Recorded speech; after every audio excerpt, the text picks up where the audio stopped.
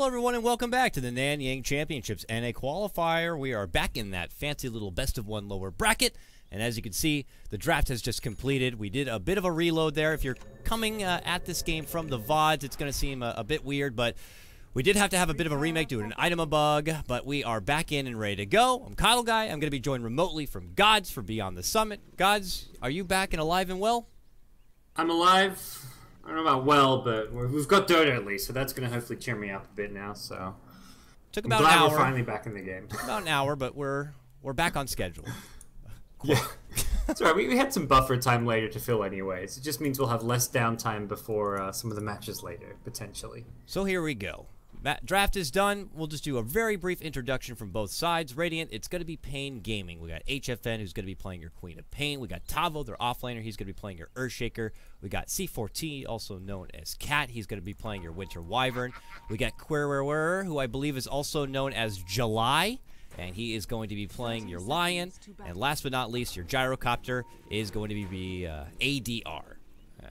God, you do me the honor by introducing Root Gaming on your Dire side?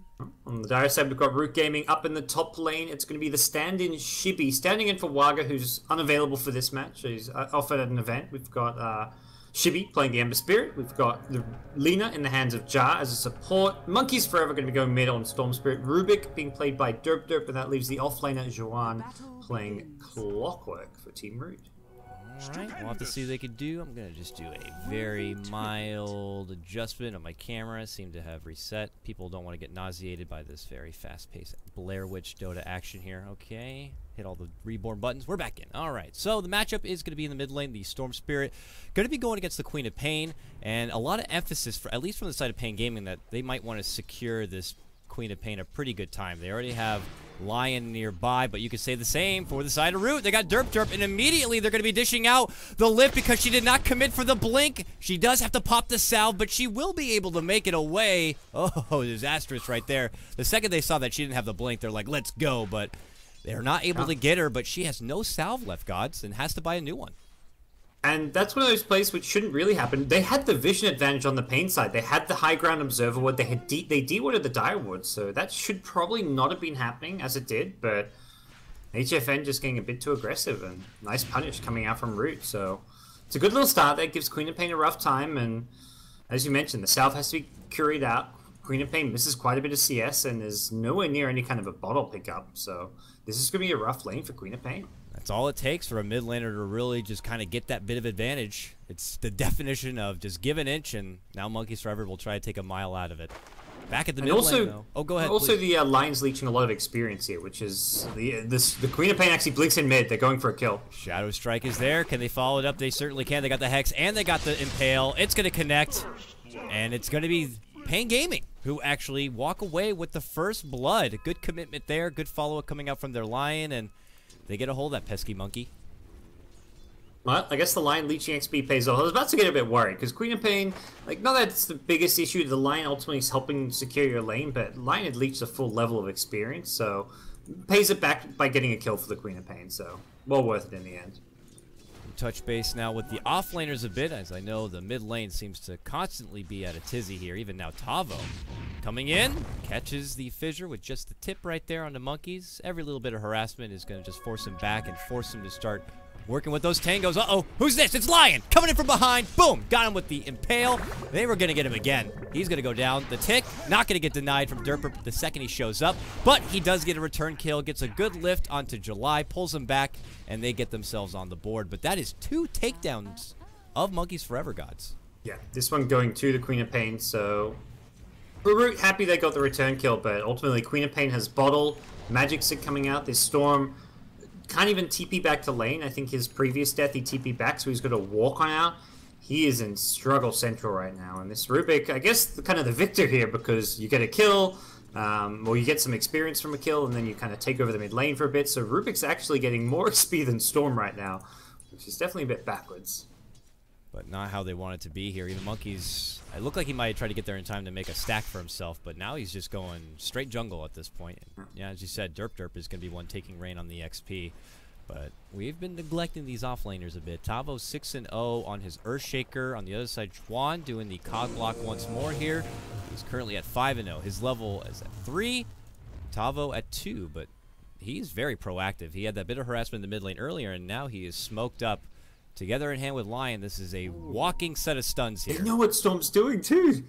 Oh, this is so bad for Storm. Monkeys is like, you know what? I'm done with mid lane. That's been too much trouble. Oh, God! Walks in. There's going to be a Hex, and Tavo's just going to club him in the neck. Doesn't even need to use the fissure. 3 straight takedowns of Monkeys forever. This is rough. Pain. Putting on a clinic in the early game right now. And they'll take the Centaur too, so take a decent chunk of XP and gold from him. That's, I mean, 66 gold, that's, at this point, that's a lot of Storm's net worth, so... Oh boy, Monkeys Forever now decides, okay, let's give mid lane another shot, but wherever he goes, Pain Gaming are there, so I don't imagine Lion's going to waste much time before he comes back mid. Trying to get that level 4, while Queen of Pain is very close to level 6, 5.5. You couldn't ask for a dramatic turnaround than how the game had started initially. HFN eyeballs this mid lane a bit. Derp had grabbed the Invis rune from the bottom river just previously, and they're hoping for an opportunity to open up here, but it's still a bit sketchy. This Queen of Pain is getting closer and closer to having that Sonic Wave and still continues to have Lion nearby, and now here comes Cat. Oh, they don't commit for it. It's very sketchy. That Arctic Burn, it is only level 1, but still has very nice range and a wonderful slow.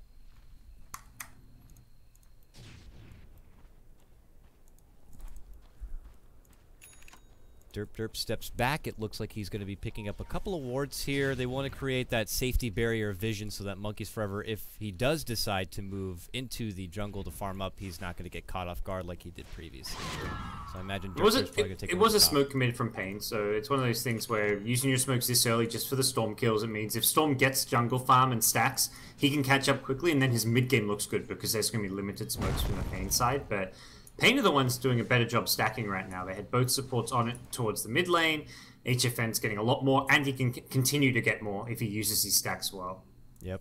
And bottom lane has just been like a free lane for ADR as it stands right now, holding phase and a couple of hundred worth of gold, and continues to just tell Xuan to stay the hell back, otherwise you're going to get a rocket barrage to the face. Just tries to keep this Clockwork in check, who's just trying to get the level up so he can be a bit of a return play for Root Gaming in the mid game here, but... Attention towards this top lane. Your support staff rotating up here. Another smoke coming out from them. HFN does have that level 6 Sonic Wave. Wants to use it. Wants to scream in the face of Shibby, their Root Gaming stand-in. Let's see if they can pull it off. He is level 6. Quick jump back, and he is behind the tower and away from trouble. And it looks like this smoke gank is not going to be happening, though. They do scout out Ja and ping it out. He's already on the way out. I don't think they're going to be catching this one either. Yeah, it's not going to be any kills despite the rotation. Queen of Pain still holding on to the ultimate, looking for that kind of opening to get a chance to use it, but like Storm may be able to get level 6, and at least before without going down again. Oh, Gyrocopter bottom lane. Call down. There it is. Yeah, finds Clockwork. Gets his level 6 call down, and Xuan may have been just a bit too far. We'll use it, take him down. A solo grab for him, something you don't want to have to see, but it does indeed happen. Could put off now that classic level 7, level 8 Gyrocopter rotation call down, and that could mean that he might feel a bit comfortable down here, but he shouldn't, because look who's coming around the corner. Hi, it's Derp. This should be an easy grab. Pull back with the telekinesis and a blow up from Monkeys Forever. He is desperate for any kill he can get at this point after the struggling start, and it's a good way to get on the, the run back, gods. ADR is the one that's going to be going down. Yeah. That helps him out a lot, and he's past level 6 now. He's kind of, in some way, at least caught up to the Queen of Pain in terms of experience, and has a double damage rune, so looking to at least bully HFN a little bit here in the mid lane. Uh-oh, but Lion's here. July moves in, gets the Impale on the Monkeys, but quickly going to get lifted thereafter. He's the first sacrifice, just a bit out of position there. Cat could not get close enough to help him out with the Cold Embrace. Maybe just Lion get a bit too antsy at that point. Both teams are just really making sure they have a circle of support around this mid lane. Oh, there goes the Sonic Wave, but Monkeys Forever barely going to be fine. Jump in, follow-up, scream, that bottle. Been saving him up, and he is going to withstand the pressure from HFN. Oh, barely edges away from that. Just the level 3 scream went for 2 points in Shadow Strike, and as a result doesn't get the kill.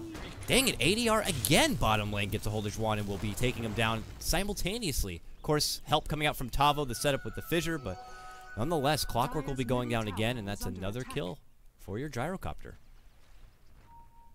Oh. So this is where, like, okay, Storm's kind of caught up, but Gyrocopter's going to come online soon. He's going to start TPing around, looking for kills as needed. The safe lane's been pretty heavily won by him, although, and Clockwork's still getting levels, so this is still a Clockwork who can have a mid-game impact just by hitting level 6, and it looks like Clock will TP back bottom once more, try and reach that oh-so-important level 6 before we maybe see Clock start rotating to some of these other lanes. HFN makes his own personal return to the mid lane here. Cat had been doing his similar to Dazzle duty. Look at this pretty girthy stack down here. It's going to actually get scouted out from Clockwork as well, so Root Gaming know this is here. They know it's happening now, and they don't have any help nearby to make a move in there unless, well, Derp and Monkeys want to kind of interject and get a bit of a payback, but I don't foresee that happening here. It just seems like it's going to be an easy takedown here for HFN. This will accelerate his farm and go for... Snipe any creeps? Eddie. Nah. No. Orchid is going to be coming a lot faster now, though, for HFN. Yeah, he's in a pretty good position. He has to pop his haste rune, not for a kill or any action, just to heal up and keep himself in lane. Root's coming in. They smoke to move. It's going to get popped. They know they're hiding in the trees there, but I don't know how comfortable they are, but making a commitment. Maybe. It's a 2v3. I mean, Monkeys has the luxury of just kind of ball lightning out from trouble, but Derp is not so fortunate, so... Ooh. This is the kind of new Ember Spirit build we're seeing more and more. This Boots of Travel Rush, where Ember Spirit just gets active everywhere on the map. It's got a much shorter cooldown than TP scroll, 45 seconds, and you're so mobile. You can just constantly fight, constantly heal yourself back up. He may be like over rushed a little bit because he's got such a small mana pool. Like he needs a wand, he needs a bottle before he can truly fight. But ultimately, this is an item you want to get on Ember Spirit these days, it seems. So I like the pickup from Shibby. With just such a brash early pickup, it just seems to kind of reek of, I'm an Ember up here and I don't really see any threat. So I'm going to just continue to do my thing and farm up and get those necessary items. And I don't have to worry about the repercussions of picking up that Boots of Travel too early. It's only been Tavo who's been kind of dancing around bit by bit with maybe an occasional rotation. Now this is going to be the second attempt now that they're going to be making a move onto Shibby here. You got HFN and July both smoked up. They have been blowing through these smokes all game already. Will they get him this time? Squishy. They got him this time for sure. Follow up, they got the Fissure stun. There's the Impale. They have a Hex if necessary, but it's not. Sonic Wave is going to be there, and they will take Shibby down. Him and his ruby red shoes. Yeah, Pain Gaming just moving well, making the most of these lanes here with Gyrocopter having a great time in the safe lane. The offlane Earthshaker's got so much on his roam mid and got kills, killed the Storm in the jungle. Now he's setting up action at top lane on the Ember Spirit. They're just spreading the pressure across all the core heroes. You've got Clockwork in the offlane dying to the Gyrocopter, the Storm got pressured heavily mid, and now that's the second kill attempt, and this is the first successful one on the Ember Spirit to slow him down, so... Pain making sure they don't kind of over-prioritize just any one target. Big stack for Monkeys to burst through here. It looks like he'll probably just be going for the Bloodstone to help accelerate the farm and just get a bit of extra sustain for himself. We'll start bursting through the next one here, though. There is a very deep ward. Pain Gaming know this is going on, but don't feel necessary to rotate over there quite yet. Actually, Shibby returns back to the lane. This dynamic duo very close to being able to actually burst him down, given... you know, a flame guard here and there, and then if July is able to get to his level 6, he can have that Finger of Death ready to go. Root kind of grouped up like they're looking to smoke, but no smoke on them. Okay, now they pick one up, but it's like Monkey's gonna try to find himself a rune. He is gonna work straight towards Bloodstone this game. And Lion finds an Invis rune. This is a dangerous rune to have on a Lion with his initiation potential, and it looks like he's pinging up top, hoping the Ember Spirit comes back, but doesn't look to be the case for now. Ember actually is going to be top. He was bottom, and then takes the quick road all the way back up to that top lane there. So if he does show himself, could be in a bit of trouble. Will manage to chop his way out from those trees. And I like that. He puts a remnant way in there just in case something does pop out. But he better pray there's not going to be too much lockdown. This Lion is about to hit level 6. One more creep. Can him and Fissure get the job done alone? We might have action breaking out bottom possibly as well because we have Root smoked inching in towards the Pain Gaming woods. But there's that Lion. He's in that little crevice. He'll be able to leech off. He's going to get 6 from the neutrals. Yep. Right here. He's got it. He's level 6. But it's a bit too far further, and there it is, bottom lane. God damn it. I'm sorry. I was so excited for this top lane line. Me too. If he'd realized Ember got 6 from the neutrals, he could have just jumped out knowing he was at the neutrals, perhaps. Will they move in? Even a call down to follow from Gyro now in the it's a bit bottom. ambitious. Derp. Uh-oh. little too far from his friends, is going to get into a solo fight with Gyro, which is a solo fight you typically can't win with a Rocket Barrage top lane. They finally make that move onto Shibby. Now they got the finger, they got the fissure, and there it is, gods. They do end up getting a hold of him, and they will get that kill. That's Pain Gaming coming with 2 kills across the whole globe. It's just a matter of time. Like, they're hiding in the trees there, waiting to go on him. I'm just like, okay, they're going to go for this kill. They're going to go for this kill.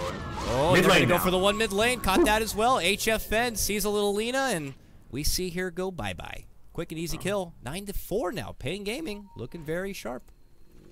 Okay, this is just solid aggression too. Like a lot of the games we saw yesterday, like you go back to that Pain series against C9, like game 1 especially, the Spectre game, it was a kind of very slow pace, kind of more farm-centric game, but this time around Pain have just upped the ante and playing all out with just aggression all over the map, and they found themselves 9 kills in the first 14 minutes and a very active Queen of Pain performance. Very active Lion. Lion so far has just been everywhere on the map. Mid lane, top lane, wherever he's needed.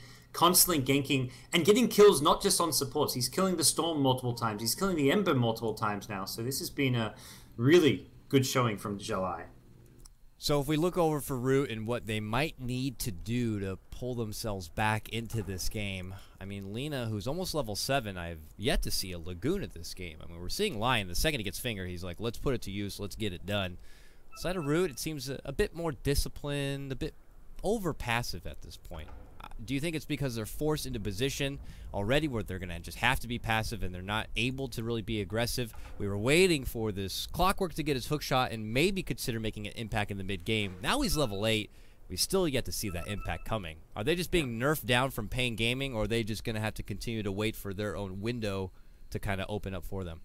I think they can easily countergank and kind of create their own windows of opportunity, like especially some of the, I think the Clockwork, the big hero you kind of mentioned, who hasn't really made a move to go look for kills. We had this recent smoke gank, which was the Rubik, the Lina, and the Storm Spirit, but you've got all these great mid-game fighting heroes. Ember Spirit, Clockwork, these are heroes that want to be getting kills around this time of the game. You don't want Ember Spirit to just be going back to the safe lane to keep on farming when he's got Boots of Travel, Bottle, almost completed Bracer. This is where you really want a level 9 Ember Spirit to be fighting, getting kills, having constant kind of skirmishes going on.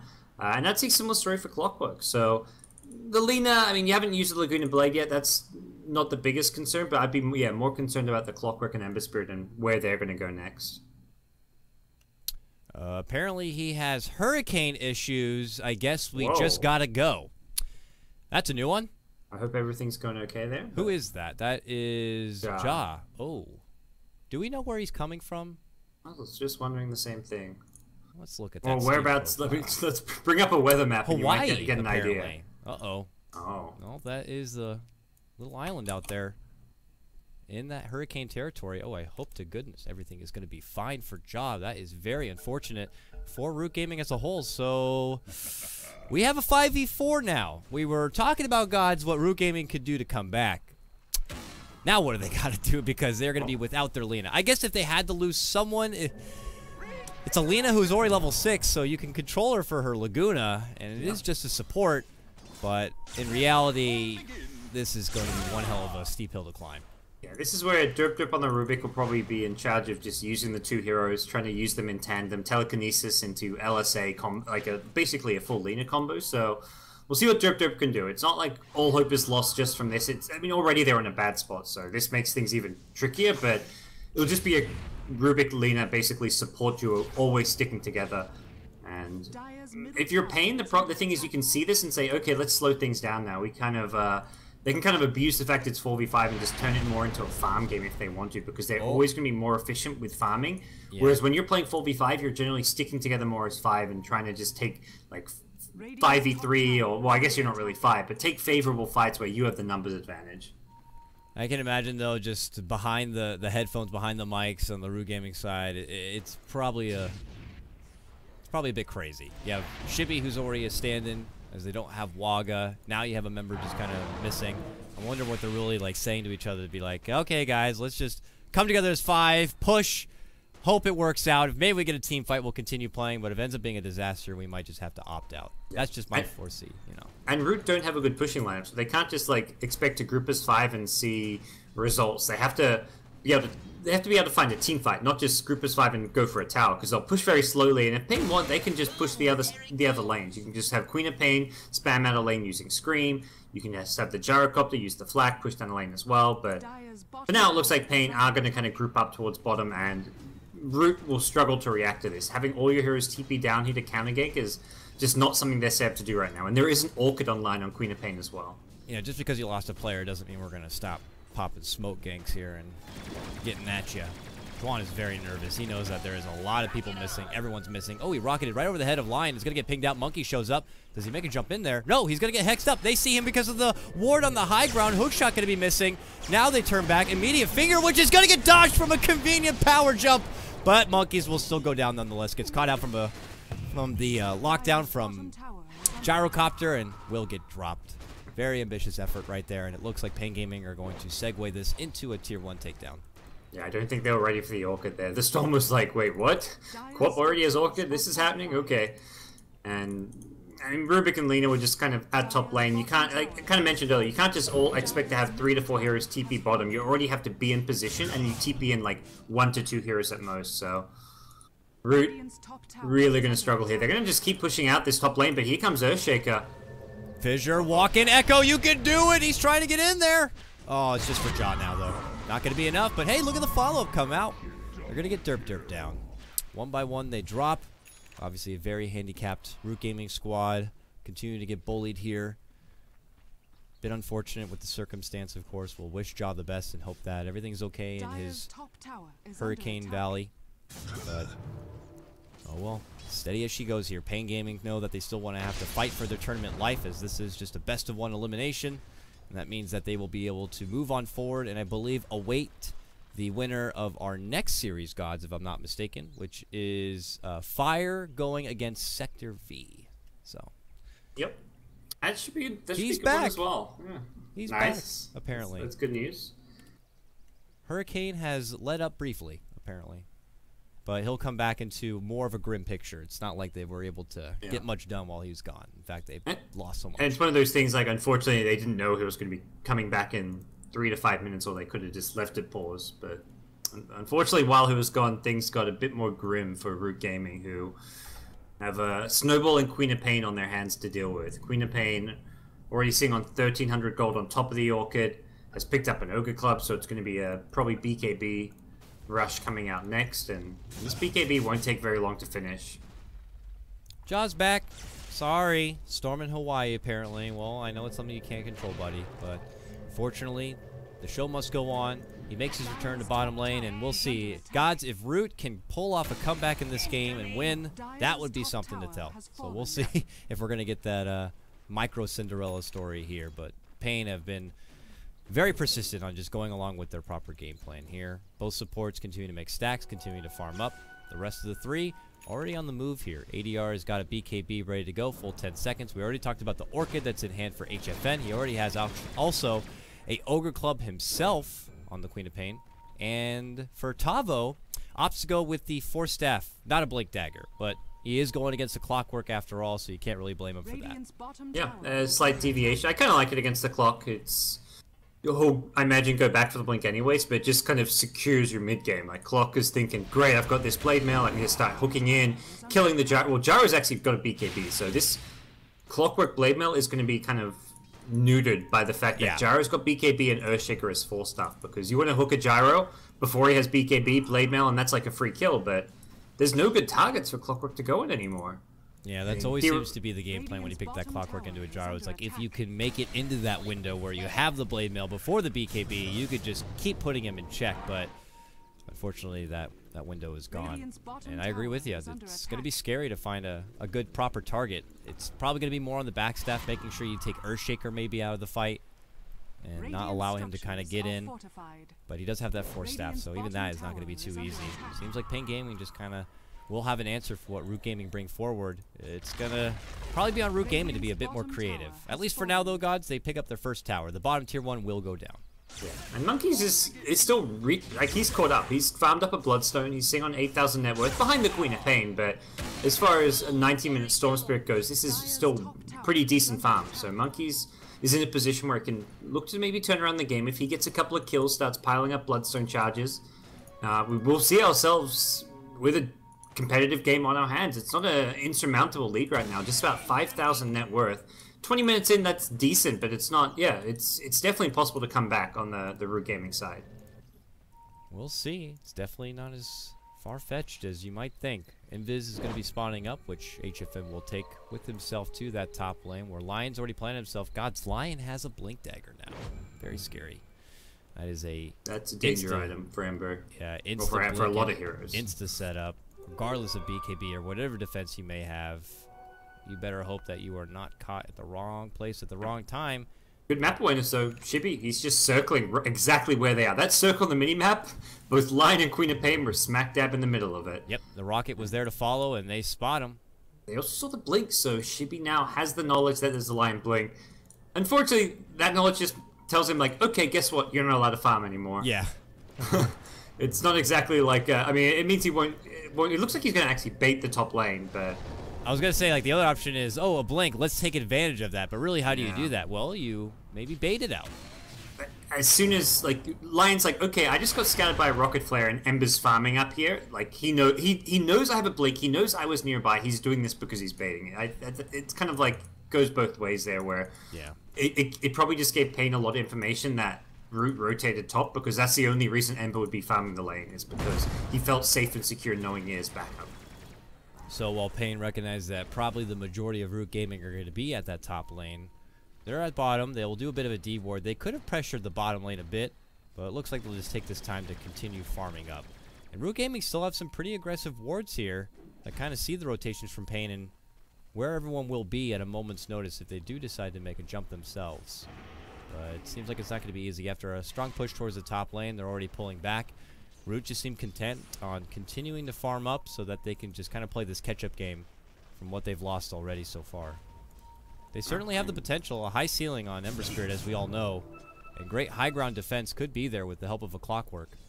We'll have to see. Now it's just playing keep away, and they've been very successful at it. The warding and just general map control has been pretty decent for them. They've kept lanes pushed out as well, so...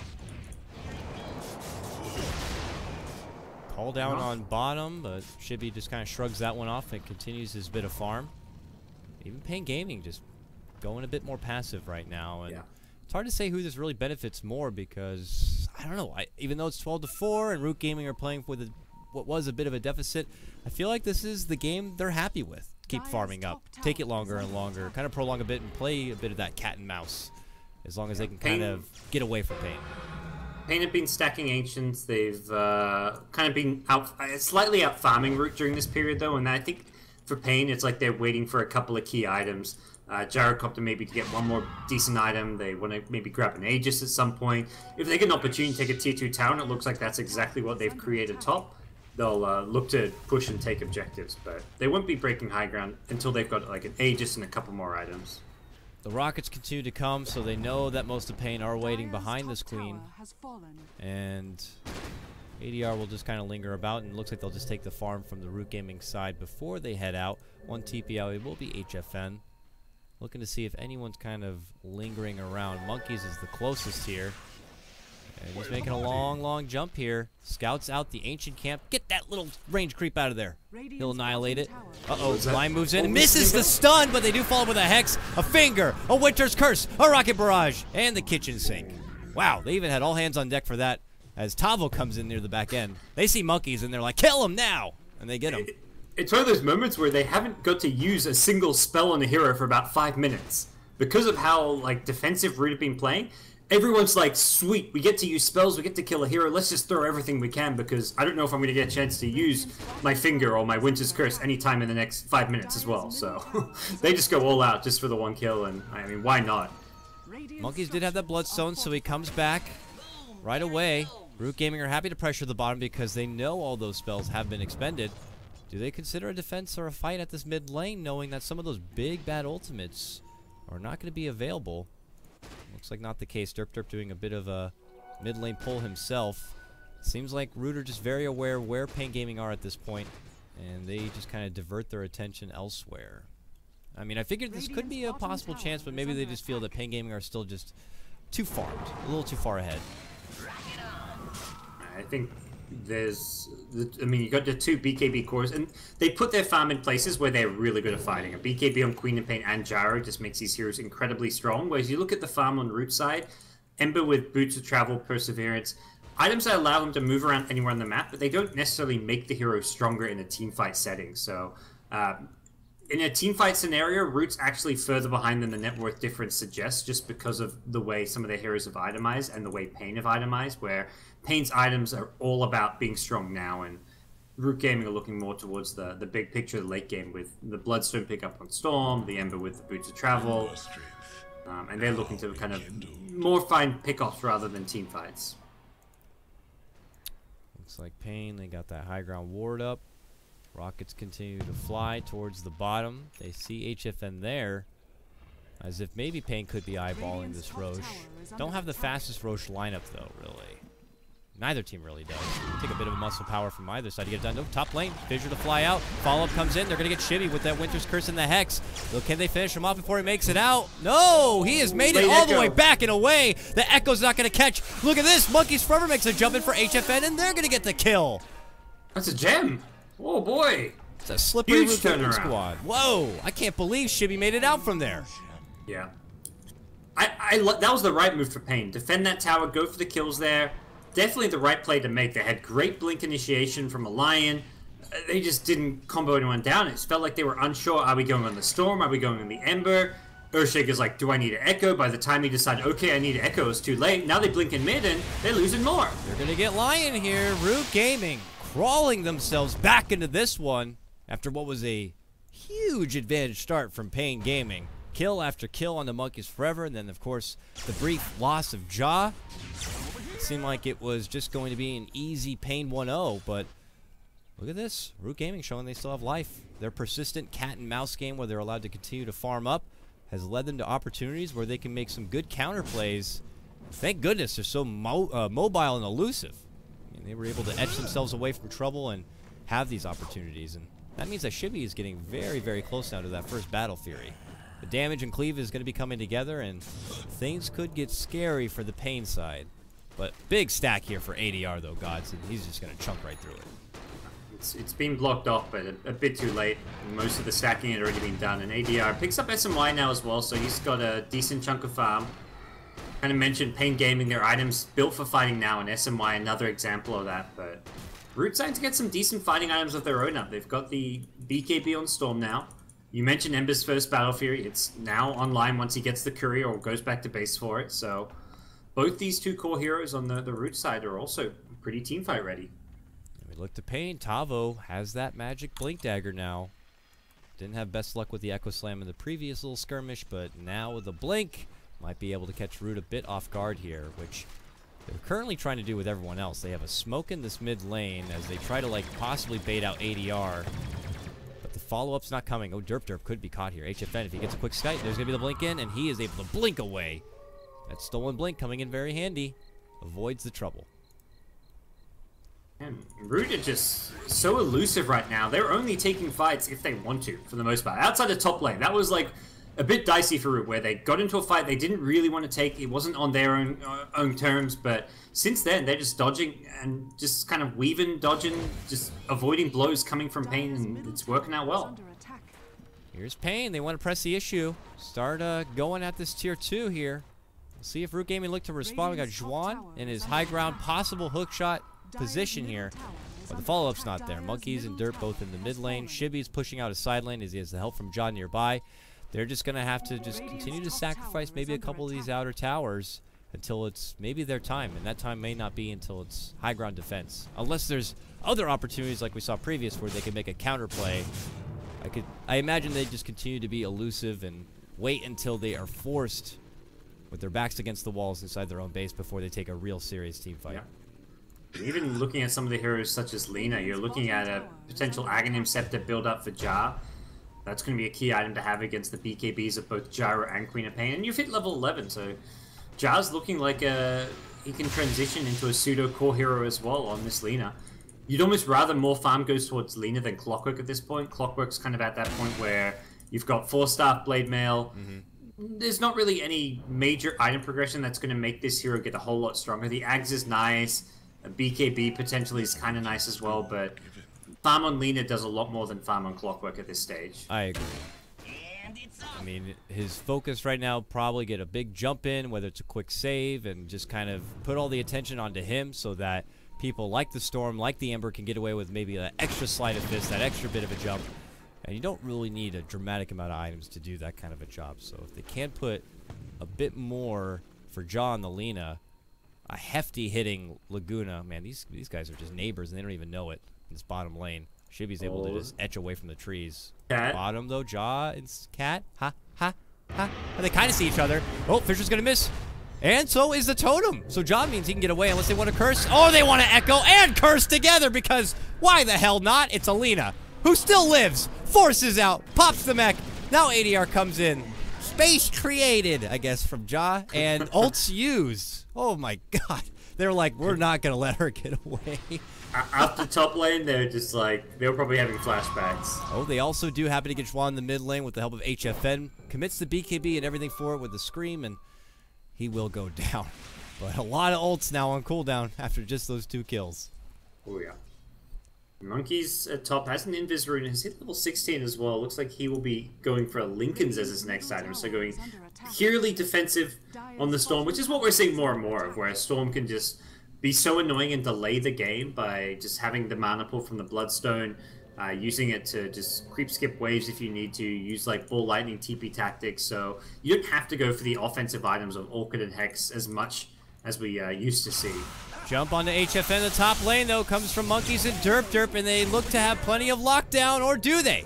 A blink away from HFN puts her into safety zone, and now they're going to put their focus on the Monkeys forever, leading in with the Impale. Cannot catch the Fissure on Monkeys. They do catch Derp, though. Monkeys can't TP away, gets knocked with the totem. Now he's going to be forced to pop the BKB. Derp makes his way out. Monkeys will have to do it the old-fashioned way here, possibly. Slowly walk and bottle up and hope that you have the mana to make a jump or turn back and fight, because why not? He's going to get Tavo down. Will get the Impale. There's the Rocket Barrage. No curse ready to go. Call down is there, but oh, he's got a suicide. Okay, he's dead. But, man, draws a lot of attention.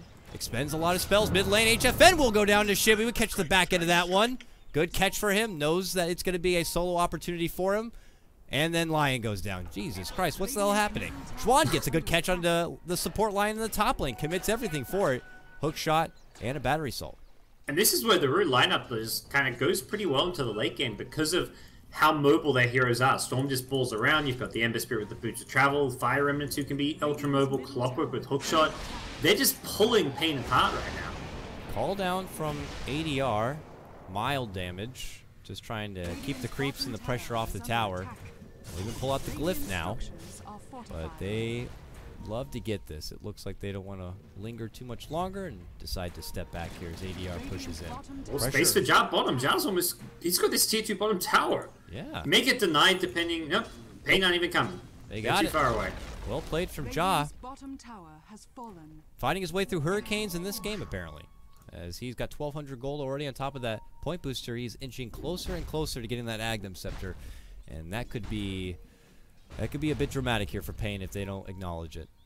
We'll have to see. There's a lot of farm on ADR. His Gyrocopter now picks up Satanic. So things are going to get harder and harder to actually kill and bring him down. But he doesn't do a ridiculous amount of damage with this build-up of his own. So kind of similar to the Storm, where you're kind of looking to go towards the late game just by staying alive as much as possible in the mid game. And then you're just saying, later on, once I'm really tanky and hard to kill, that's when I go for my damage items. And Monkeys, I don't know if it's been mentioned yet, looks like he's going to be building up into a Lincoln Sphere. At least has the Perseverance for now. Doesn't like the Lion, I suppose. Doesn't like the Insta-Hex, maybe. Yep. Doesn't like the Winter's Curse.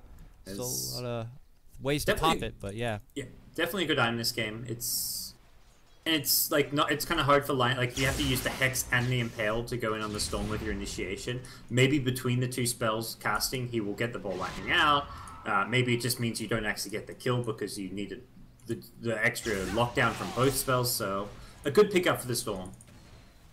May even just give him the opportunity to pop the BKB. Like in between the spell cast time, if you react fast on the Storm, you can potentially just BKB and then turn around and fight the Lion.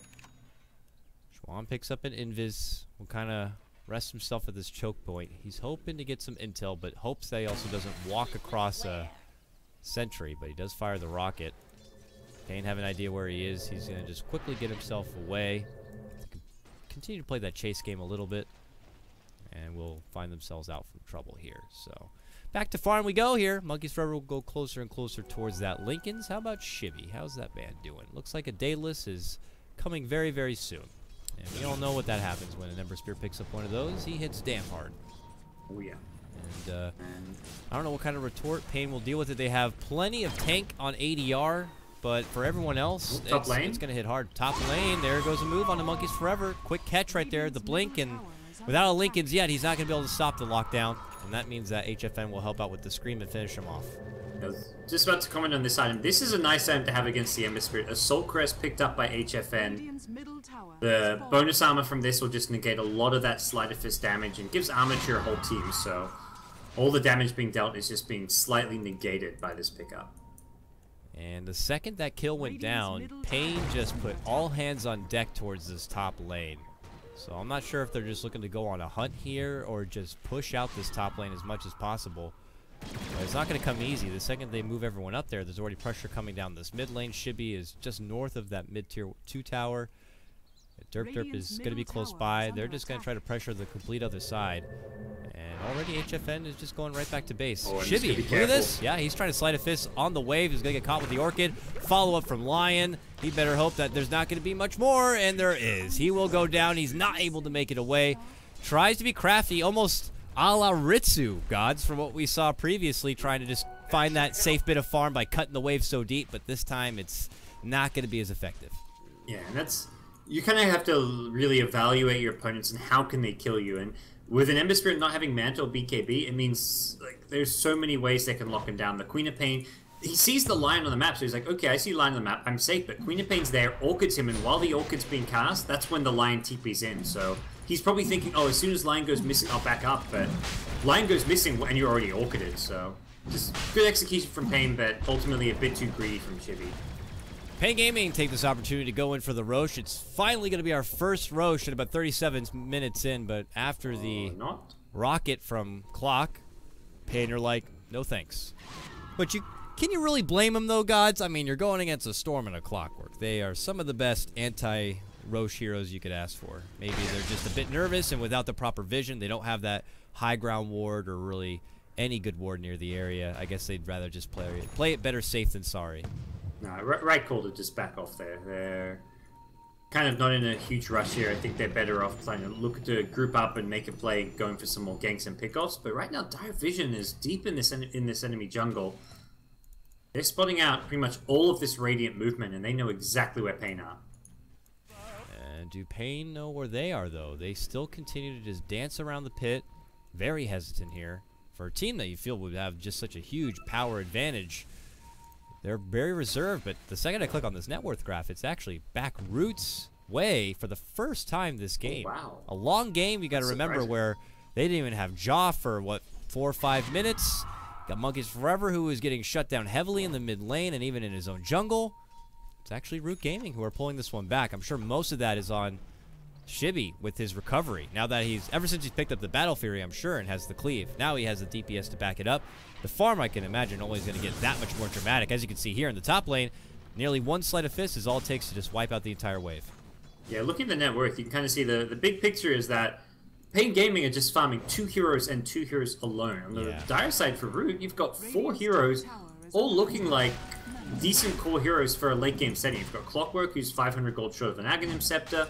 You've even got Lina with Ags on the way as well, picking up the Guardian Greaves. So Roche is low here. Juan is eyeballing it, and so is Monkeys from afar. Are they going to go? Monkeys is going in, and he's not going to get it. There's a beautiful follow-up set of stuns from Payne, and he's going to get shut down. Don't even think about it. Juan also goes in and force Stasses out. Didn't go for the... You need to BKB when you go in like that. Yeah.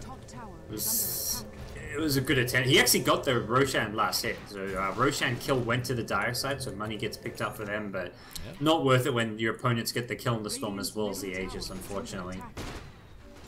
So we'll see. That was a ballsy play, and I think the right kind of play to make. I guess they probably don't realize that they're actually ahead on net worth overall. They probably think the game's quite close right now, but I still think it's worth going for that play. It's actually a pretty safe play to make if you just preemptively BKBs. You can get Winter's Curse, during your BKB, but you're not going to die to the physical damage during that Winter's Curse, I feel. Or if you do, it's really close to surviving because he's got such a high HP pool. Ja waiting in this top lane, secretly on the side, is mid lane. Might be a potential trade. No, HFN decides to double back, but I don't know if we acknowledged it yet. The Guardian Greaves being picked up from Ja. Maybe just really not a big fan of the silence that could come from Quap's Orchid, and wants to be able to just shrug that off. Plus, it adds, of course, sustain to the rest of the team and some extra heal power. Yeah, not a bad idea. I think just almost purely at this point, it's like if there wasn't a Quap Orchid, I don't think it's worth getting because you just want to get it slows down the Aghanim Scepter quite a bit. But with the Queen of Pain in the picture, I think it's easy to justify. We'll see here as they go back. He's actually really close to the Aghanim. Oh, they just smoked under a ward. Oh, you're right. We see them walk away, but there is... Queen of Pain definitely was under the ward. I don't know if the other two heroes were, so... It also, who knows, maybe Root wasn't paying attention, because looking where Shibi is now, it doesn't look like he noticed the smoke. They pinged him in there. He shows himself. They move in, and he gets out of there. Woo! Quick chains. And he's like, nope, no thanks.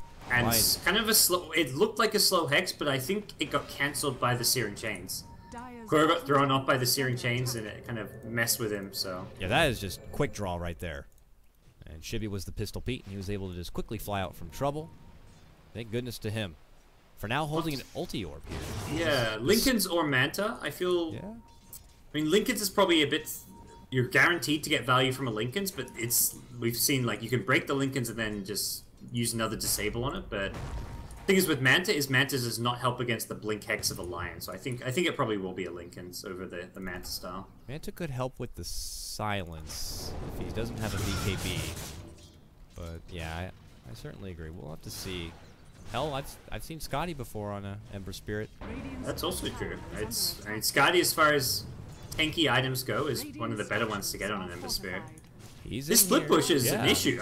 Pain, you can't push. They've got to defend. They got a TP on cooldown for Tavo, a TP on cooldown for Lion. The other two are going to go. Gyro has no TP. These are the only two who can defend. Cloud9. This is the only two who can defend right now. HFN is first in, and if they knew that, they might have continued pushing. Look at this. Xuan, does not get the catch. Freaking goal. That was the right idea, though. You know, you see a couple heroes defend top, and you know they're split up. You say, okay, let's go look for hook shots. He's not done. He's got another hook in 2 seconds. Here he goes. Uh-oh. The blink. How about an ambitious hook right here? No, he's not going to go for it. Cuts to the right instead, and not going to get anyone there either. Oof. There were multiple heroes very nearby, but just, yeah, lacked the vision. Was throwing rocket flares whenever it came up to try and get the vision, but... Unfortunately, didn't find any pickoffs there. Really nice play from Root there. They put a lot of pressure at top, get the tier 3 tower. They almost find some pickoffs. I feel like if they'd execute a bit better, they would have found the pickoffs at bottom lane. But strategically, that was just the exact right play to make. And even if they don't get the kills that they were looking for, they're putting Pain on the back foot. Pain is just being kind of maneuvered around the map, and the mobility of the Storm, the Clockwork, the Ember Spirit, just king of the late game right now. It's really hard to believe with where the game started and where it was going that it's actually this close and actually turning to be quite an intense game here, which obviously both these teams looking to take very, very seriously. This is their do or die moment right now. Oh, Monkeys. His Linken's going to get popped right there from the mana drain. And he wanted to make a committed jump onto Lion, but Lion, quick to react, does decide to blink back to safety. And with that, they are going to stop pressuring this bottom, deal with this top lane a bit. You're going to see this bit of a trade coming out from both sides. This is where we get that kind of, I'll split push here while you farm there, and we wait out for the Roche to come up, and then we'll meet there and see what the hell actually happens. But as the farming goes, do you put an advantage on the side for Root because they have this Ember, or do you think this Gyrocopter is going to be just as much of a problem, if not more so? I think Gyro's going to struggle late game. I think he'll get kited around a bit. He hasn't actually used his 10-second BKB yet. This BKB was his first item, and he's on 10 seconds. That is actually insane. Pristine. Now that I see that, it's like, I guess it was still like an okay item to go for because it meant that they never tried to kill him with Clockwork. Because like the Clockwork just gets kills on Gyro if you don't go for the item. So, I mean, I'm not really trying to suggest it was a bad pickup because he hasn't used it. It's just weird to see that a Gyro at 45 minutes has not used his 16, 17-minute BKB. I mean, I'm going to wager the fact that unless I've forgotten, I have not seen a 5v5 kind of a fight yet. These are always like frequent 2 to pick off 1, 3 to pick off 1 kind of catches. And without that big significant kind of a fight, maybe the closest being that Roche tussle there, I guess there really hasn't been a need for him to pop the BKB. I just haven't really seen the true battle here yet. Could be coming soon. For now, though, they're trying to get an opening. I think they're looking here. Here comes You'll see them first. Yep, Taba moves right in. Immediate echo. Lincoln's going to get popped. That means the silence is going to be there. And oh my god, so much hate. That Storm Spirit is dead. And then some. He's very dead when you've got 0 Bloodstone charges. That's as dead as it gets. Oh. Yep. That's always a sore sight. That's just a rock now. It's not even a good Bloodstone. He'll We're be out using for all good. the ultimates. Like they're not really getting chances to use their spells. So whenever they see a kill, they'll commit 3 or 4 ultis for it without even thinking about it. And for Line, it was worth the finger in the end just to make sure he doesn't get a Bloodstone suicide off. So ensure your team gets the gold and the money for the kill. And from there, for Pain Gaming, they need what pickoffs like that they can get.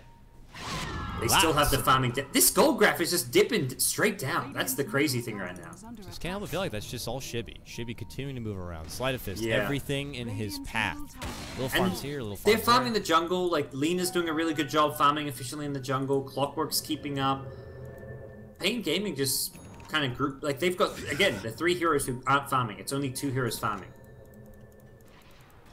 We got 4 on this bottom. This time they have TPs though, God, so they're ready in case the split push is coming. But they're trying to bring the pressure so that Root Gaming are going to be the ones to defend.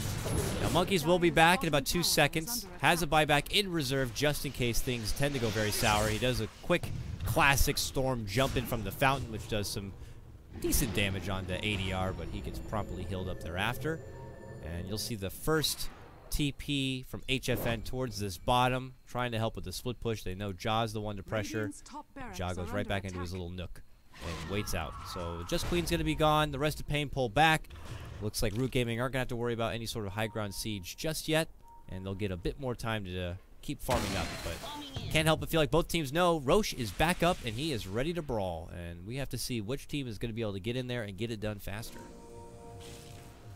or has an opportunity to actually just at least get it done. And as I said at the start, both teams don't really have the biggest Roche lineup. We didn't even get to see the first Roche takedown until nearly 40 minutes in. So we'll see if Root try and make a move towards it. They have got a pretty decent level of farm now. Sure, Monkeys would love an Aegis in his hands with how much he's been getting pressured constantly. So I feel like it's Root who are in the slightly better position to go for it, but we'll have to wait and see. Right now, the entire Pain team here is being scattered out. They've got a gem. I think they're waiting on the Arctic Bird to be able to de-ward this high ground ward. And yeah, I think they know it's up there. Wow, they actually put knobs there. I like that they've changed the size of the map so you can now tell where the ward spots are on the edge. It's actually it's much nice. It's so much more logical, and it's no longer like you have to like know. I mean, it was definitely like a skill thing and practice thing, knowing the exact spots, but it goes against the concept of warding, where you need to see the cliff where you're planning to ward. So. Yeah. We'll have to see how often those are going to get utilized, and that is a great spot to have because Jaw and Shibby both love hiding in those trees. Pain Gaming going to relieve that pressure, but this is Root Gaming now going into the Roche, and they're doing some damn good damage. This Roche down to already about a quarter of its life. We should be able to grab it up, and we'll have to see. It looks like it is going to be picked up for Monkeys. Even with no Bloodstone, he will be able to have a quick return. Look at that. Derp able to throw together an Agnum Scepter as well onto his Rubik. Lots of stealing here, and lots of great ultimates to steal as well. Wouldn't mind seeing a bit of a Rubik exhibition here in this upcoming team fight. A quick Winter's Curse snag, and then maybe a finger thereafter. Snag a call down and echo, and well, they snagged the kill top lane. We saw the back end of it there. HFN is going to get the final catch, but Shibby goes down. Yeah, the Queen of Pain Hex pickup leading to a kill there, and they actually held their ultis. They've still got Winter's Curse. They've only got the Finger of Death on cooldown, so they may look to potentially keep on applying pressure around this top side of the map, although they have got bottom lane to deal with. Gyrocopter can push out the lane, so he's got boots of travel, which means he can defend mid, defend bottom, and regroup with his team where he pleases, so. Here comes Pain, though. Shibby's out. They would love to force him to buyback. Maybe even flat cannon down this first wave. Here they could. Split push is there from Jar though, and not the biggest threat of a split pusher. You can spam out the waves, but ultimately the actual damage onto the buildings is not going to be that scary. Flat cannon stolen from Derp Derp. See our Rubik flack it out right now. See if he can clear out a wave or two. That's an interesting idea for defense. For now, though, the rockets, the cogs, anything they can to keep them back. Ja is now inside the base. He's actually getting some respectable damage on that tier 3, more than what Paint's going to be doing. Jump in from Monkeys will clear out the remaining wave, but they will be able to take the tier 3. Jump in hook from Juan. He's just trying his best to slow them down. They're able to expose the racks here, but they could do the same on the bottom. Oh, maybe not. HFN is rotating in, and oh, he gets the sheep on the Jaw. Jaw's not going to be making it away. Follow-up Orchid silence, and he will be going down without any sort of mana. There also might catch Cat here. Cat, Glimmer, TP, no. He just evaporated, so I wasn't even sure if he made it out or not. He does end up going down. That means a gem's also going to hit the deck. It's pinged out, but not grabbed yet. So it's a one-for-one trade. Technically, a support for a support.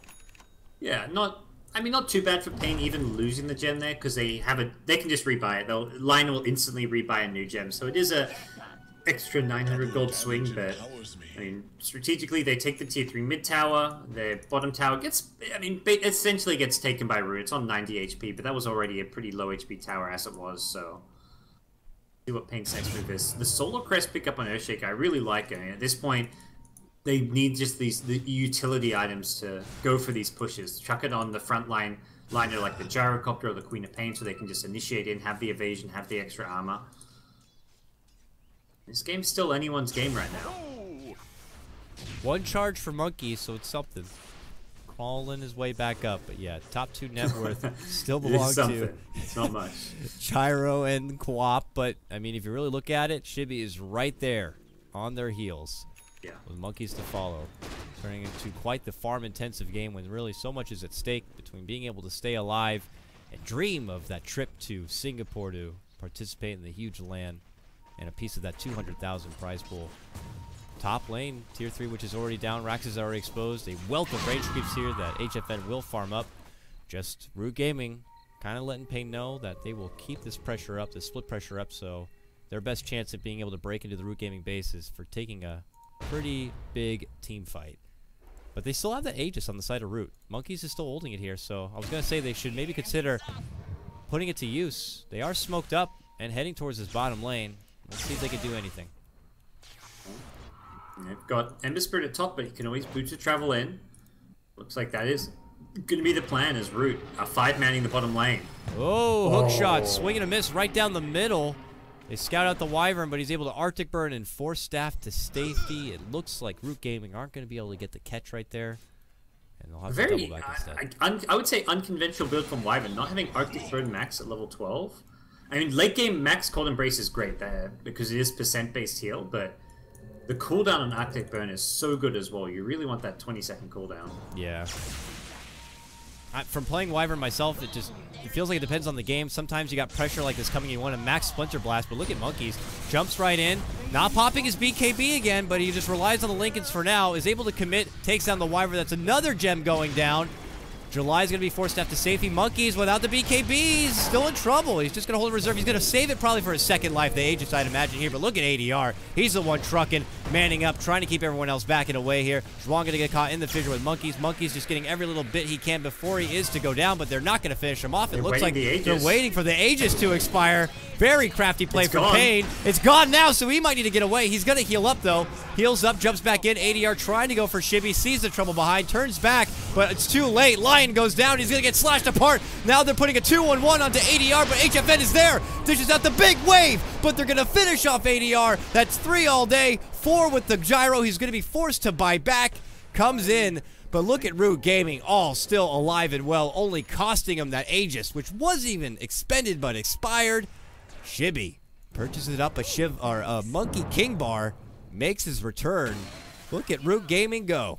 Yeah, the key thing if you're waiting for that Aegis to expire is you've got to prevent the regen from kicking in, because he effectively got the Aegis respawn when he got back to full HP and mana and went back in, took out the Lion, and well, they're ready to go. And hook on the HFN will bump him back. straight into a vortex pull, and he's annihilated. 97 seconds unless he chooses to buy back here, which he might have to because these Raxes are in trouble. Look at Shibi's damage, just easily chops through the first one. They're going to put their attention on the second. That's going to be the melee going down, and they will pull back. Root Gaming getting so much done considering the disadvantage they've had from the start. Jaw being absent and Monkeys Forever in the troubled mid lane. They are back and in prime form. This has just been quite a showing from Root. Their mid to late game play has just been on point. They've controlled the map really well. The Storm is well and truly recovered. He's got Bloodstone charges again, Dakota. Sitting on 6 of them. Holy crap. It's a Christmas miracle.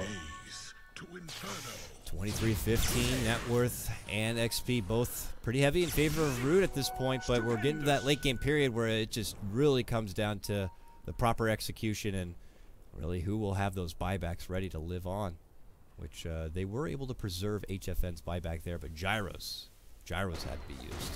Frantically pushing out this bottom lane. Gyro, who is holding an ulti orb here. What is he going for? Is Scotty to take up that much further, or is he going to be going for his own type of Lincolns? I will probably say the Scotty, but Scotty's more normally an item you want against like carries that are going to look to just man up and fight you, and I feel like it's not the kind of item that's going to help a lot against the Storm or the Ember Spirit as much, because your main issues against these heroes is the fact that they're so mobile, they're kiting you around, and I don't think Scotty necessarily helps there, which is where I wonder if it will be something different, like a Lincoln's. Even a Sheepstick you could like theorycraft around, just because they need the lockdown. And the thing is, they've got lockdown from Lion and Earthshaker, but these two heroes are falling very quickly in a fight. So maybe Gyro's like, well, I'm in the front lines. I need to disable my own, but more likely it'll be something standard like the Lincolns or the Scotty. I worry, though, for Pain, their shortcomings. They can get very tanky, and they have the support. They have the lockdown, as you mentioned, but the damage at this point in the game just seems to not be matching up with at least where Root Gaming is. I mean, you look at Gyrocopter and his huge, deck of an inventory, and yeah, he hits hard. Then you look at someone like Shibi, and you're like, does he really hit hard? Because you're looking at Shibi, and he's sleight of fisting 139 plus 376 with a crit on top of it. MKB doesn't care about your butterfly. It just does not seem to match up at all, gods. It feels like this Gyro, as we saw even in that last fight, he's like, oh, just sit there and truck these two, no problem. But yeah, then he gets just decimated.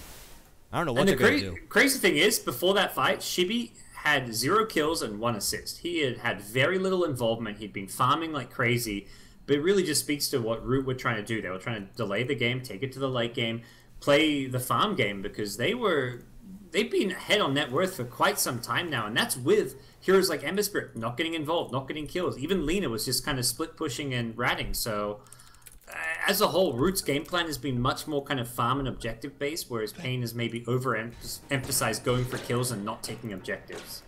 And this Shibi is not even a Root Gaming member. He is just standing in for Root today. He is from Team Imagine, formerly known as Leviathan. He's their mid lane player, or was at least their mid lane player. And here he is filling in a best-of-1 elimination match for Root, playing an Ember Spirit. And I mean, I don't want to say he's the sole reason they're coming back into this game, but he certainly is proving that he is the big impact here in at least the late game, which obviously is what matters. And it's going to be Root who do the first real significant base damage here. Bottom racks are going to be eliminated. The top racks are already exposed. The damage that Pain have done, they have only eliminated the tier 3 in the mid. See, could go back to a smoke play here, actually. Oh, yeah. Pain on the move. This time around, not being scouted. They've had some kind of misfortunes with their rotations, their smokes, and getting spotted out around the map, but there's a huge creep wave pushing in bottom lane, so they've got to find a pick almost right away. Storm is a potential. They're very close to him. Has Lincolns, though, so not really. I mean, look at top, look at bottom lane. This is where it's just so obvious you're smoked out. If you're not farming either of these two lanes, yeah, Root have got to know what's going on here. Looks like the Roche bug is still there, even on my home computer, gods. I have no idea when this Roche will be up, but at some point between 3 and 8 minutes. I mean, age just expired about 3 minutes ago, so probably sometime in the next 2 to 3 minutes, I guess. Here we go. It actually forces Pain Gaming back to the top lane. Their smoke adventure is not going to be very fruitful. They're back, and now they're going to be the team on their very defensive holdup.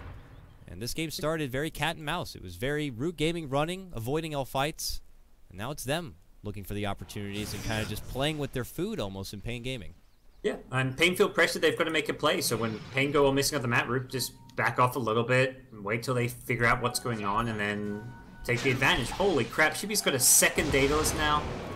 His damage is going to get absurd. He's 6-slotted now, and he hits like a freaking truck. This is ridiculous. He hit so hard. They spotted out Juan there near the Roche pit, even committed a call down, which I know isn't the worst thing in the world, but they were not able to catch up. He will TP away from trouble. And now Pain Gaming quickly have to retreat back to their home here and save it. See Tavo already just trying to keep this pressure back.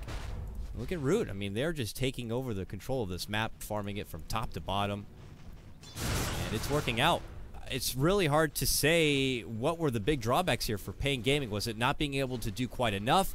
Was it the way they prioritized their farm? I mean, they put so much into those two powerhouses that everyone else just really was left with nothing. Still the bottom three of this net worth. Do you think that is more the reason why things have ended up where they are right now? Is it just Root just kind of outclassing them? Yeah. I mean, your Winter Wyvern's still level 13. 60 minutes in a game, you've got a level 13 hero. That's a big concern. And then even the levels on the other kind of supports is not looking too good. But, I mean, Earthshaker as an offlane is in a pretty good position. This is just a lineup that's going to struggle to go late game unless they get kind of crazy items on heroes like Earthshaker, even your Lion or Winter Wyvern. You want to have like a late game refresher on Winter Wyvern to go for pickoffs. So I think what Pain needed was to find more pickoffs because they got just pulled apart by the constant split push coming in from Storm, from Lina was just constantly in the bottom lane split pushing. And they didn't actually kill Lina all that much, so it feels like Root Gaming just kind of split pushed their way back into this game. Oh, Pain Gaming better get there quick if they want to try to contest this Roche. Root Gaming actually are going to step out, a jump in. They see that Roche is up. They see that someone has been fighting it. We're looking over the vision here. They see a brief glimpse of Derp. Walks in, Safe Glimmer is going to grab the Blink. Nice grab for him. But while this is happening, again, split pushing. Yep, Jaw. Little Jaw here, man. He has been doing the split push Lina so well this game. Taking advantage of that ridiculous. It's one of those things where this is not a game where Lina's going to have a good KDA, but the impact Lina's had on this game has been impressive. The reason Lina split push is because Lina's the most expendable. If they want to kill Lina, they sure as hell can, but it means they give up a Roshan, they give up something else on the map, and it's for a support Lina. If it's a Storm or an Ember Spirit split pushing, it's well worth killing him, obviously, but that's rarely the case. Although, right now, Shibi's like, I see a free Rax. Call down from ADR, more so to just quickly clear out this pesky push. They'll see the gyro is going to be forced back, so Shibi makes his committed jump. Now hanging out near that Roche pit again. He's going to drop a safety remnant while sleight of fisting from up and behind. Meanwhile, bottom, they got Derp Derp. Derp Derp, though. Space! Space for my team as they do the Roche. But top lane, oh, look at that. Look at ADR. Finally catches Jaw. Stop split pushing my top lane. Rocket barrages and takes him down. Jaw's going to be taken out, so will Derp Derp. And unfortunately for Root, they couldn't utilize that bit of space to move in and quickly take the Roche down. Just a bit too risky for him. Yeah, now they've lost too many, and maybe Pain taking Roshan. We could see buybacks come out. I think it might be worth using buybacks to contest Roshan. Clock is here. Storm is here.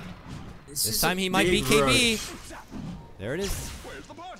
Lina's got no TP. That's the issue. Oh, man, that slide of fist damage. Oh, HFN gonna get caught. Gonna get saved with the cold embrace. No follow-up cogs just yet. Monkeys moves in as Roche goes down, but Gyro's gonna grab it up. Still does not pop his BKB.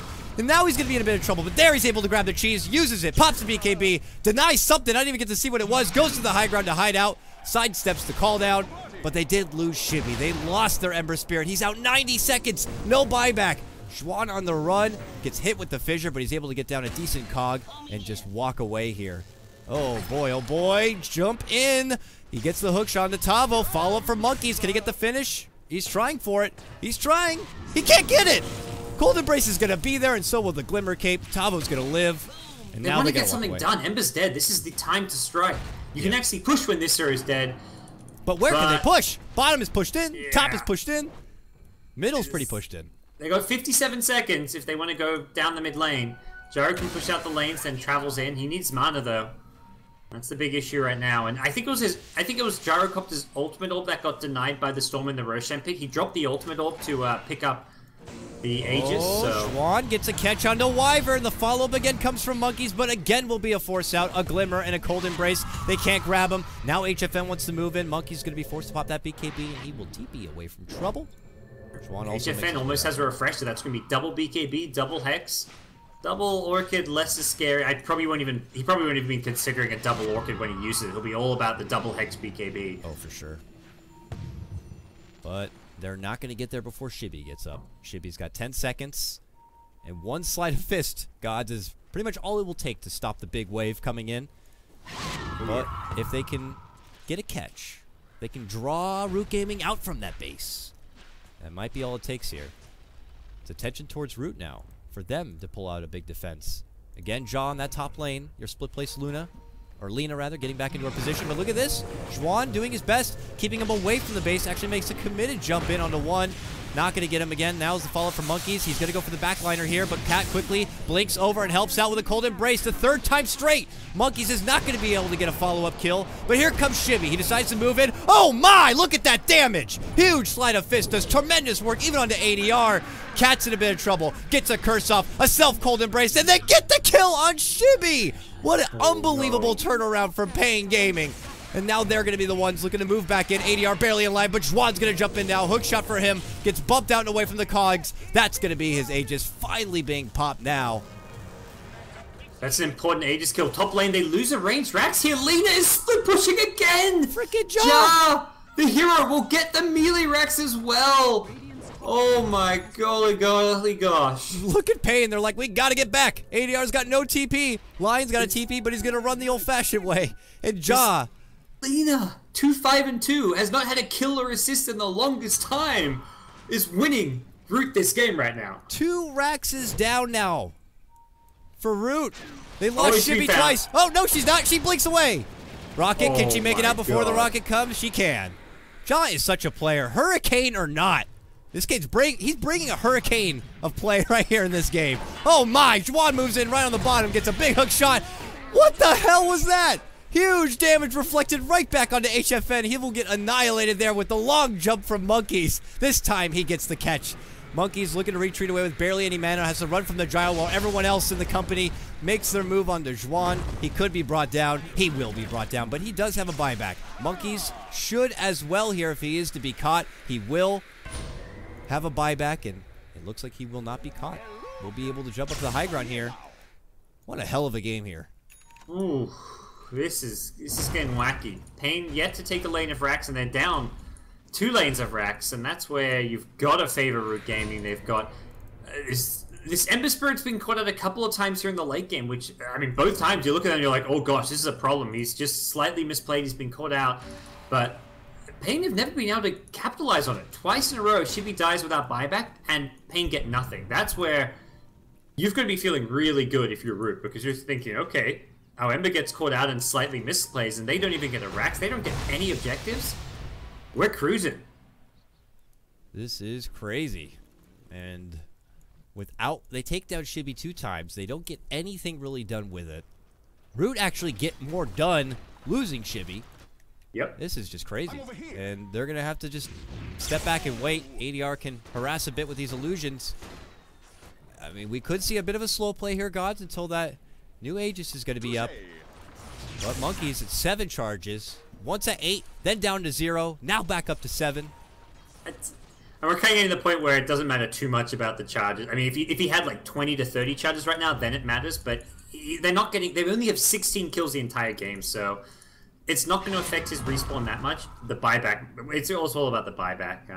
The one thing that's nice about the Bloodstone is just the suicide to deny gold from your opponents potentially. So we're kind of reached a point at least where it doesn't really matter what the Bloodstone count is necessarily.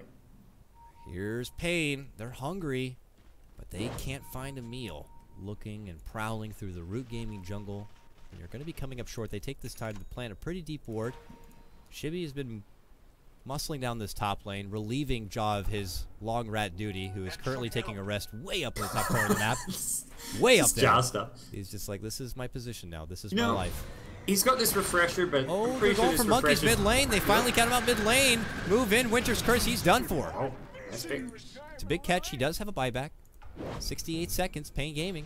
They think that that's going to be enough for them. Here they come down this mid lane once more, where a Rax is already exposed. No tier 3 standing here.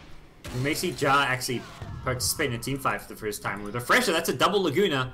Probably aimed directly at someone like Gyrocopter. Oh man, that would be just dramatic here. Let's see if he can do it though. Shibby has a buyback if he does die this time. But they're starting to move in. Slide of Fist again, gonna catch on ADR. ADR eats a bit of damage. HFN decides to move on to Shibby. There's Monkeys, he buys back, he moves in. Pops out the damage, they quickly take out the Lion. Now they look for ADR here. There's that one Laguna. And there's an Echo as a follow-up here. Not going to be too big here. Tavo barely able to etch away after using said Echo. But they've already lost 2. ADR even had to buy back. TP's in. If he dies here, this could be the end of Pain Gaming. But he is confident and trucks towards Ja. Not going to be able to grab him. Sends out a rocket. Shibby. Double Remnant 4. Not going to be enough. Does have his own buyback here. Still holds it. 96 seconds going otherwise. all in. Pain. This is their all in. They've already committed a couple of buybacks here. They cannot turn back and run. There is pressure coming inside their base, but they have got to make this count. Derp, derp. And they probably feel confident. They know both Lagunas were used. And now they use their own. The finger going to go on to Juan. Juan looks to turn back, puts the rocket onto him, but they're putting their attention more pulling onto Monkeys, who's going to get glimmered and saved. There's the buyback from Ember. Shibby looking to move in, tries to get HFN in the back, but Cold Embrace is there.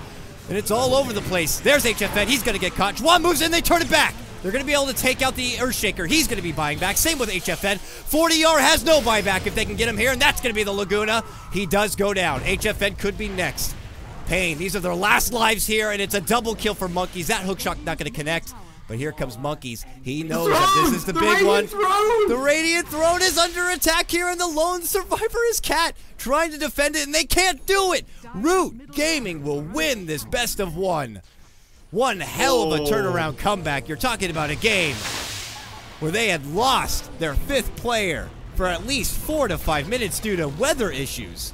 Makes his return, and Pain Gaming end up going down. What a crazy game. Crazy. I even thought Pain had it at the end. I think that was the right play. They were down 4 racks. They had to all in, and like Lina used the Refresher Laguna, both Lagunas. The first on the line, the second on the Gyro. So they buy back everyone, and okay, there's no Lagunas left. Everyone on the dire side's kind of low. They actually kill the Ember Spirit as well. Things are kind of looking good for them, but just the constant sustain, the clockwork just was throwing hook after hook, cog after cog, and Root Gaming just kind of just somehow scraped out the victory. That was really just an absolute brawl between these two teams. That was crazy. Absolutely crazy. I don't want to go on too long here. We're obviously way past schedule. It took 2.5 hours from when we were supposed to start to finally finish that best of one, and we still have 2 other series to come hereafter. So we got to quickly jump off and jump back in. Our next best of one series will be Fire Dota going against Sector V. We're going to quickly jump off for that one, folks. So congratulations again to Root Gaming on advancing forward in the lower bracket. I'm Coddle Guy for Beyond the Summit, joined, of course, from none other than David Parker, Gods. We'll be back in just a moment for more Dota action, folks. Thank you for your patience, and thank you for sticking around. We'll see you very soon.